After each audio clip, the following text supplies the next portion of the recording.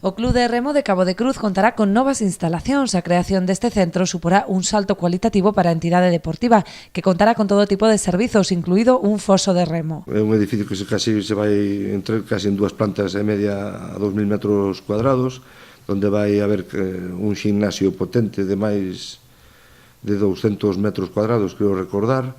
Vai haber unha zona para coches, para ter as embarcacións de 400 metros cuadrados e, sobre todo, unha cousa, un tema importante é que vai ir un foso de remo. Depois, outro tema importante era o tema dos vestuarios. Vai haber uns vestuarios modernos, amplios, asequibles, para poder, entrenar ao mesmo tempo tanto rapaces como rapaces, ou homes e mulleres, e despois, todo o que será as oficinas administrativas, salas de trofeos, etc. O inicio dos trámites para a construción deste centro será posible grazas á cesión dun terreo municipal a Portos de Galicia.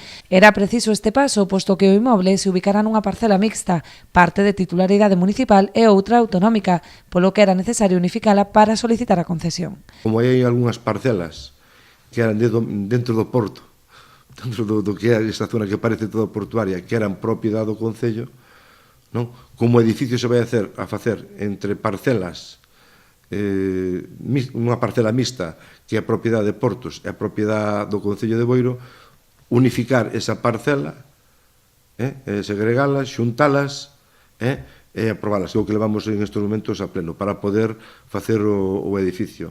Unha vez superado este trámite, o Executivo agarda que o novo centro poida entrar en servizo a finais de 2019 ou principios de 2020. Todo dependerá da tramitación de diversos permisos e informes, así como do desenvolvemento das obras.